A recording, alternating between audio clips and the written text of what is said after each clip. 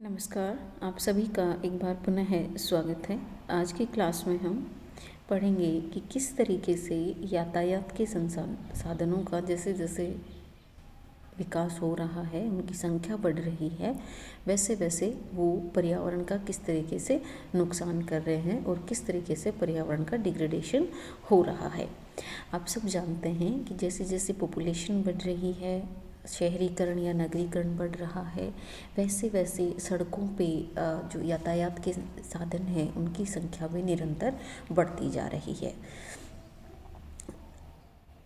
जितना हम ये मानते हैं कि भाई पॉपुलेशन को एक जगह से दूसरी जगह जाने के लिए, ट्रांसपोर्टेशन के लिए तो ऐसे ही व्हीकल्स की ज़रूरत पड़ती है, लेकिन एक चीज़ ये भी है कि जितना ज़रूरत है उससे ज़्यादा भी अपन इन व्हीकल्स का यूज कर रहे हैं।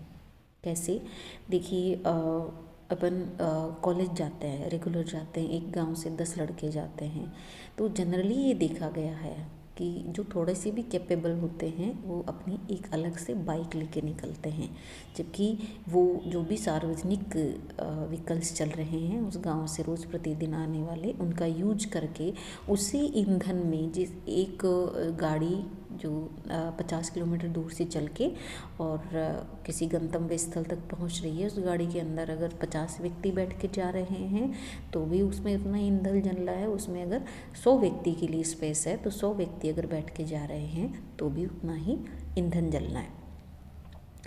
खर्चा उसको आप पर्टिकुलर किसी एक व्यक्ति के खर्चे के लिए सीमित करके ना देखें, उसको आप इस रूप में देखें कि ईंधन जो है, जो जीवाश्म ईंधन है वो लिमिटेड हैं, उनका यूज़ हमें करना है, मिसयूज नहीं करना है। तो उतने ही ईंधन में अगर 100 व्यक्ति 50 किलोमीटर दूर तक पहुंच सकते हैं, अपने गंतव्य स्थल तक पहुंच सकते हैं, अपना काम करके पुनः वापस उसी सार्वजनिक साधन की मार्फत वो अपने घर तक वापस आ सकते हैं।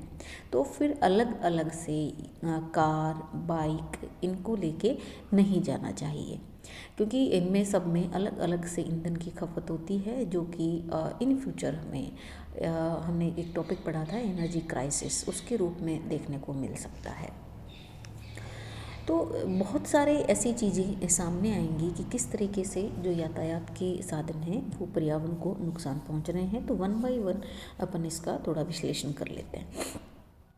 देखिए, यातायात के साधनों की पहुंच को गांव-गांव, ढाणी-ढाणी पहुंचाने के लिए एक इंफ्रास्ट्रक्चर की ज़रूरत होती है। कुछ कंस्ट्रक्शन हमें करने पड़ते हैं, रोड्स बनानी पड़ती हैं, रेलवे ट्रैक्स बिछाने पड़ते हैं, एयरपोर्ट्स बनाने पड़ते हैं, बंदरगाह बनाने पड़ते हैं, और शहरों में बहुत बड़ी बड़ी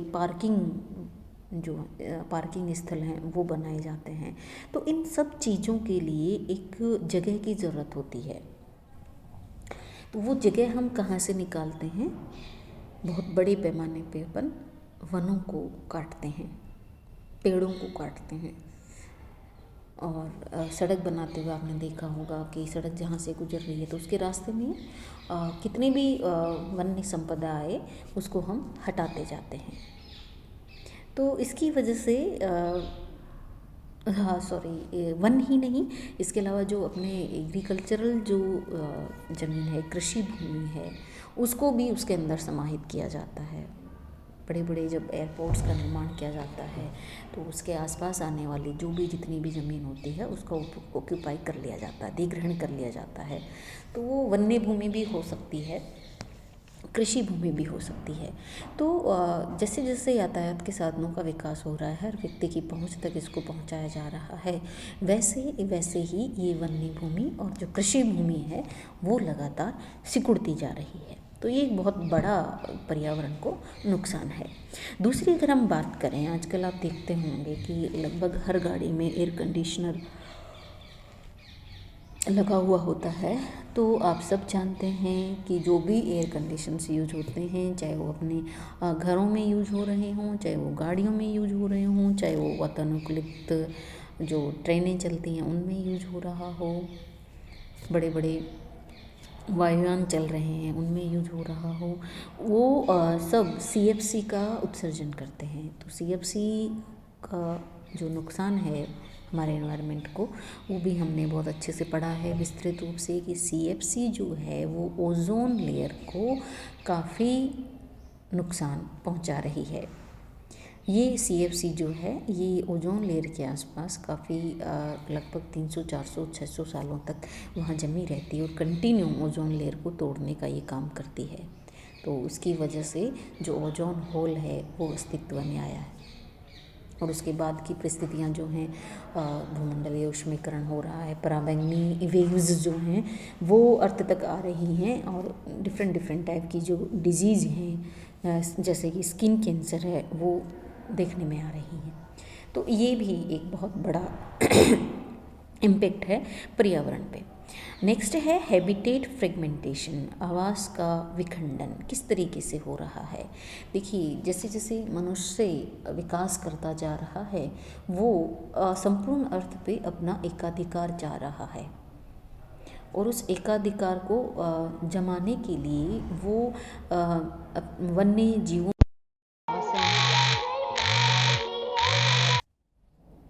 सॉरी फॉर डिस्टर्बेंस। तो मनुष्य जो है वो एकाधिकार के चक्कर में जो भी अपने ये वन्य जीव हैं इनके आवास को नष्ट करता जा रहा है, और जो अपने बायो रिसोर्सेज हैं वो समाप्ति की कगार पे पहुंच गए हैं। दूसरी आगे हम और बात करते हैं तो ट्रांसपोर्टेशन जो है वो ऐसे जो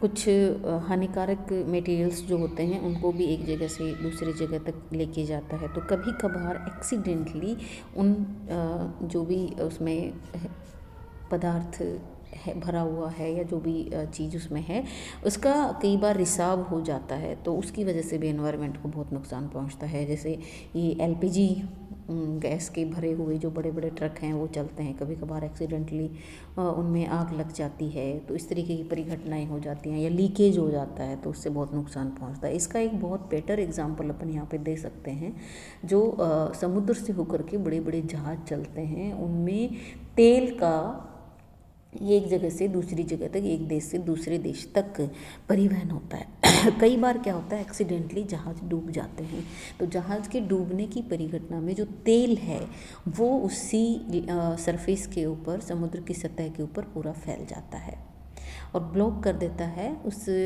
महासागर के अंदर जो रेज जाती हैं, सनलाइट जाती है, जो ऑक्सीजन वगैरह की आपूर्ति होती है, उन सबको ब्लॉक कर देता है, और हजारों लाखों की संख्या में जो समुद्री जीव जंतु हैं, वनस्पति है, उनका नुकसान हो जाता है।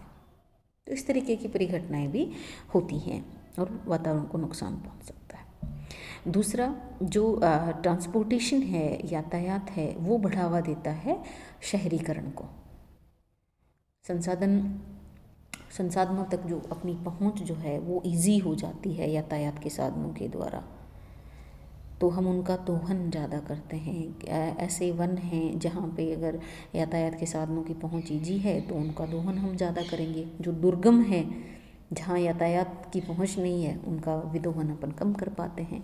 तो अपन बात कर रहे थे कि किस जो ट्रांसपोर्टेशन है वो अर्बनाइजेशन को, शहरीकरण को बढ़ावा देता है, और उस चक्कर में जो भी अपनी मूल्यवान कृषि भूमि है वो चेंज हो जाती है, नगरीकरण में, शहरीकरण में चली जाती है। इसके अलावा जो हॉर्न वगैरह बजाते हैं, वाहनों से जो दूसरे प्रकार की आवाज़ें आती हैं, उनकी वजह से नॉइज पॉल्यूशन बढ़ता है।